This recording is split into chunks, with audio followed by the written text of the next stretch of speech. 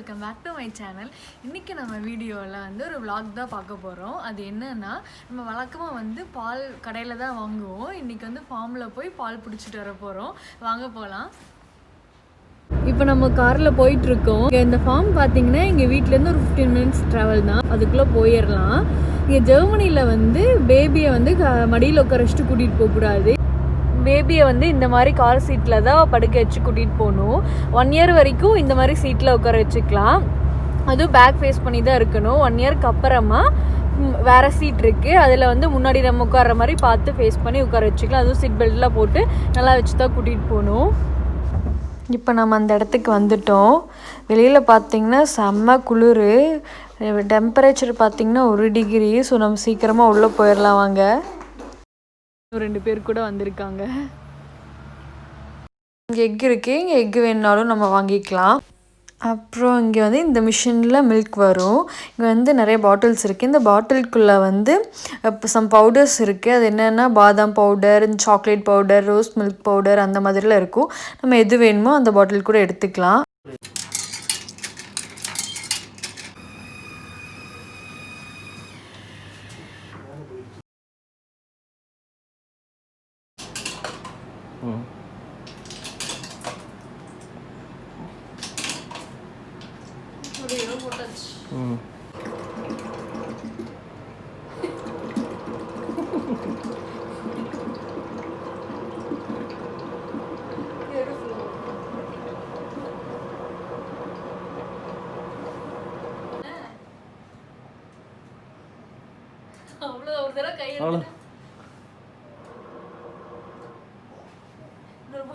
பிடிச்சிடலாமா? 10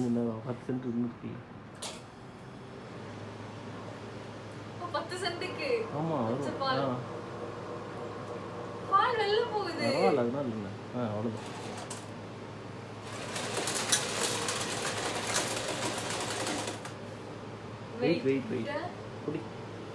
fresh egg இருக்குது. Egg கிடைக்கும்.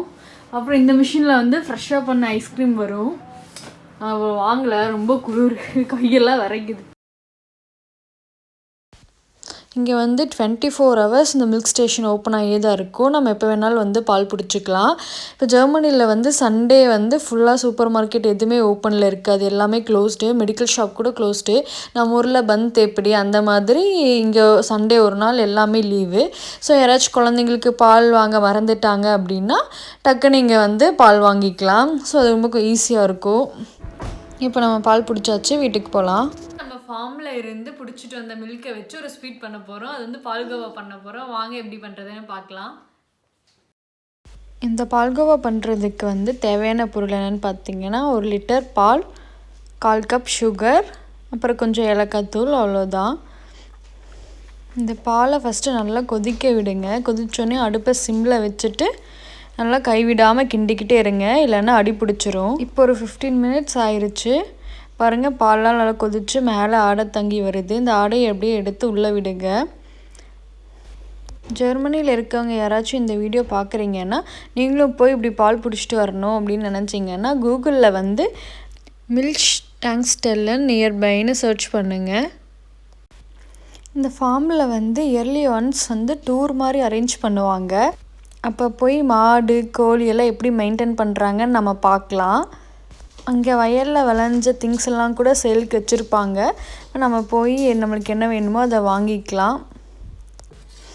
இந்த மில்க் ஸ்டேஷன் வந்து 24 ஹவர்ஸ் ஓப்பனில் தான் இருக்கும். நம்ம எப்போ வேணாலும் போய் பிடிச்சிக்கலாம். தண்ணி கலக்க மாட்டாங்க. ஸோ பார்க்கவே மில்க் ரொம்ப ஃப்ரெஷ்ஷாக இருக்குது. இங்கே வந்து சூப்பர் மார்க்கெட்டில் கிடைக்கிற மில்க்குமே நல்லா தான் இருக்கும். இருந்தாலும் அது பேக்டு இல்லை. ஸோ நாங்கள் வந்து எங்கள் பேபிக்கு 1 இயருக்கு அப்புறம் இந்த மில்க் ஃப்ரெஷ்ஷாக வாங்கி கொடுக்கலான்னு சொல்லி டிசைட் பண்ணியிருக்கோம். பால் நல்லா ஆடை கட்டி வருது. ஸோ எல்லாத்தையும் எடுத்து உள்ள விடுங்க. நல்லா கிண்டிக்கிட்டே இருங்க, கைவிடாமல். கிட்டே இருக்கணும், இல்லைன்னா அடி பிடிச்சிரும், இல்லைன்னா பொங்கி மேலே வந்துடும். இந்த பாத்திரத்தில் எதுவும் அடி பிடிக்கல பாருங்கள். நல்லா அடி கனமான பாத்திரமாக எடுத்துக்கோங்க, இல்லைன்னா நான்ஸ்டிக் யூஸ் பண்ணிக்கோங்க. இப்போ பாருங்கள், பால் நல்லா குறைஞ்சிருக்கு. எனக்கு 50 மினிட்ஸ் ஆச்சு இந்த மாதிரி பால் நல்லா குறையிறதுக்கு. ஸோ இன்னொரு 5 மினிட்ஸில் நம்ம இதில் சுகர் ஆட் பண்ணிக்கலாம். பாருங்கள், அடி பிடிக்கல. இதில் வந்து நான் ஒரு 1/4 கப் சுகர் ஆட் பண்ணுறேன். இந்த சுகர் வந்து எனக்கு ரொம்ப பெர்ஃபெக்டாக இருக்குது. ரொம்ப திகட்டவும் இல்லை, சுகர் கம்மியாகவும் இல்லை. லாஸ்ட் டைம் பண்ணும்போது எனக்கு கரெக்டாக இருந்துச்சு. நல்லா மிக்ஸ் பண்ணி விடுங்க. சுகர் ஆட் பண்ணோடனே கொஞ்சம் தண்ணி மாதிரி இருக்கும். மீடியம் ஃப்ளேம்லேயே வச்சு நல்லா கிண்டிகிட்டே இருங்க. நல்லா ஸ்ட்ரக்சர் வந்துடும். இப்போ இந்த ஸ்டேஜில் ஒரு பிஞ்ச் ஏலக்காய் தூள் மட்டும் ஆட் பண்ணிக்கோங்க. நான் நல்லா பொடி பண்ணியிருக்கேன் ஏலக்காவை. பாருங்கள், இப்போ ஃப்ரெஷ் பால்கோவா ரெடி ஆகிருச்சு. பார்க்கவே சூப்பராக இருக்குது. நான் உடனே டேஸ்ட் பண்ணி பார்க்க போகிறேன். செம்ம ரிச்சாக இருக்குது. இந்த பால்கோவா வந்து ரொம்ப நல்லா வந்திருக்கு. நான் இங்கே இருக்க சூப்பர் மார்க்கெட்டில் மில்க் வாங்கியும் பால்கோவா செஞ்சு பார்த்துருக்கேன்.